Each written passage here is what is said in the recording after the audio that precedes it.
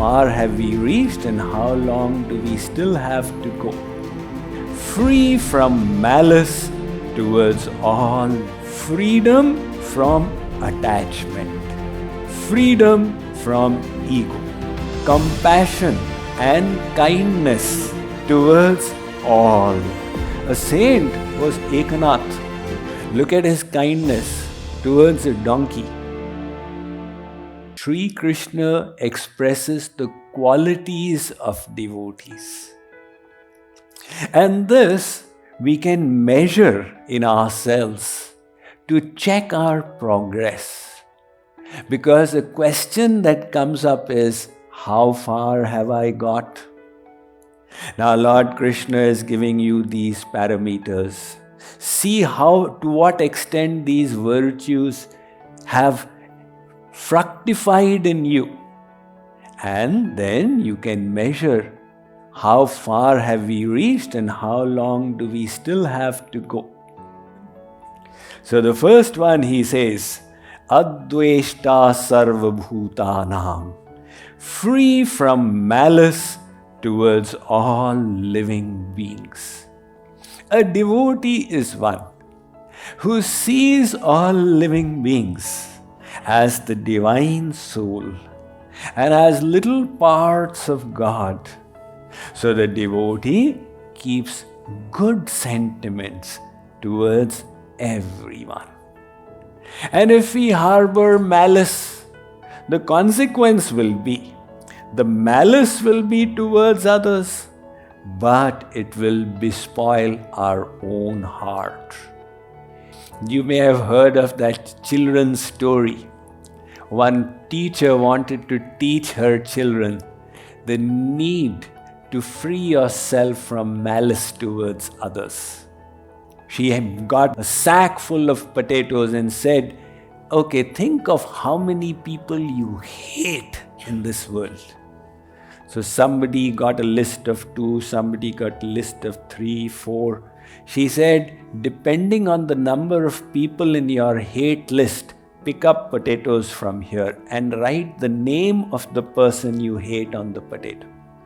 Put these potatoes in your plastic bags and carry them with you now for the next 1 week. You will not leave them. If you go into the restroom, the potatoes go with you. Wherever you go, you have to carry them.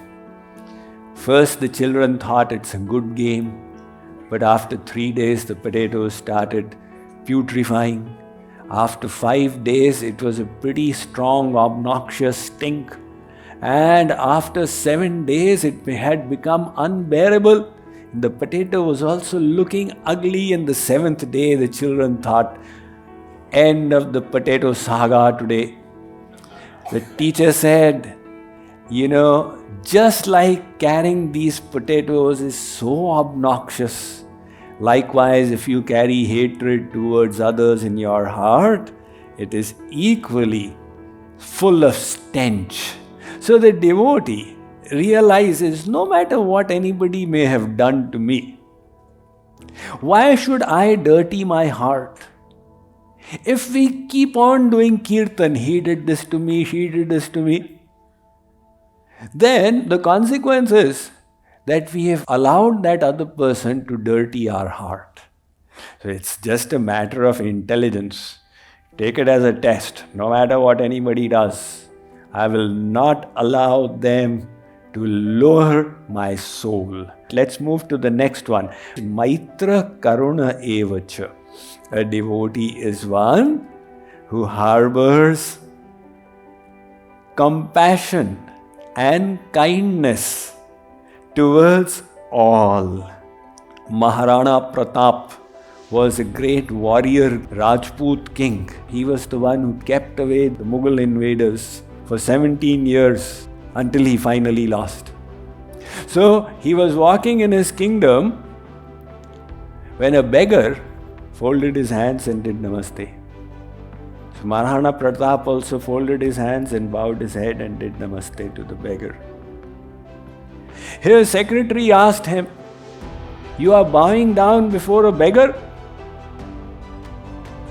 Maharana Pratap said, "I don't want people to think that I don't even possess the courtesy that a beggar possesses. If he can bow down before me, I should have at least that much of courtesy myself. So to be courteous and kind towards everyone. And the saintly nature goes even beyond that. Maharana Pratap was a warrior king. A saint was Eknath. Look at his kindness towards a donkey. So he was going for pilgrimage to Rameshwaram. Rameshwaram is at the southernmost tip of India. And there's a tradition that when you go to Rameshwaram to have darshan of Lord Shiv in the form of the Shivling, you carry Yamuna water. Now Yamuna is a river in North India. So he had got the Yamuna water and he was walking all the way. In those days there was no Coromandel Express, etc. Close to Rameshwaram. It was a desert sand. And he found a donkey dying there of thirst. So Sant Eknath said, now what should I do? I have water that can save the donkey's life. It was meant for Lord Shiv. So should I continue and give it to Lord Shiv? Or should I give it to the donkey? So he said, Lord Shiv resides in the donkey as well. Let me just offer it to the donkey and Lord Shiv will receive it. So he had travelled such a long way, but he offered the whole water to the donkey and then went to Rameshwar Bhagavan. So Sri Krishna says the sign of a devotee is that softness of the heart. And then he says nirmamo. Nirmamo means freedom from attachment. Attachment robs you of all your freedom. It may be attachment in relationships, and the consequence of attachment, along with attachment comes the desire to control. Along with that comes expectations. I sent 4 WhatsApp messages, I did not even get one in return. So all these expectations have started.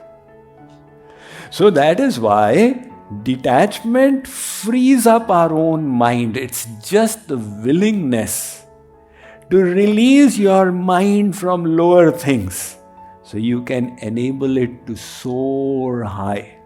But moment attachment happens, then the tension begins. Detachment from circumstances in life. Some people keep rotating the circumstances in their mind.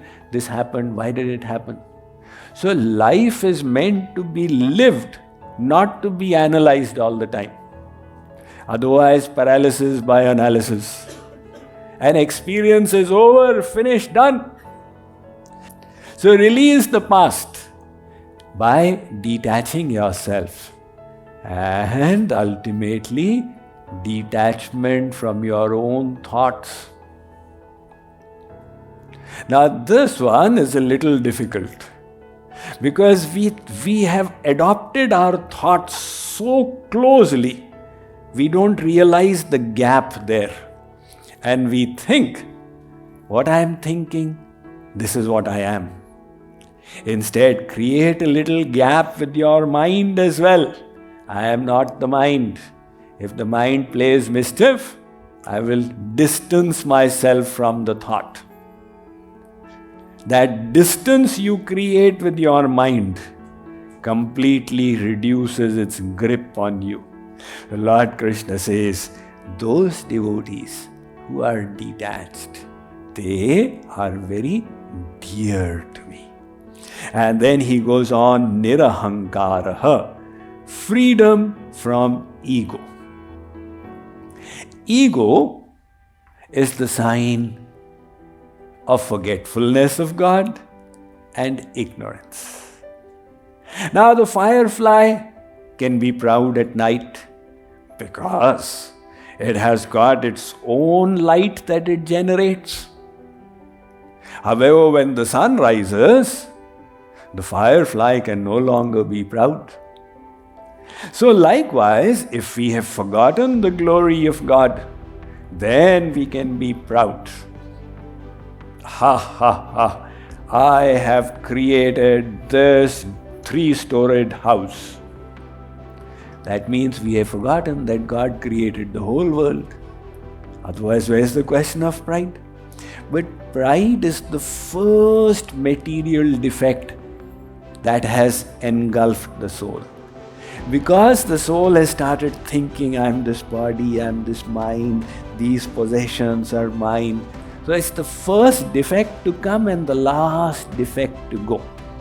There was a roadside inn called Silver Bells.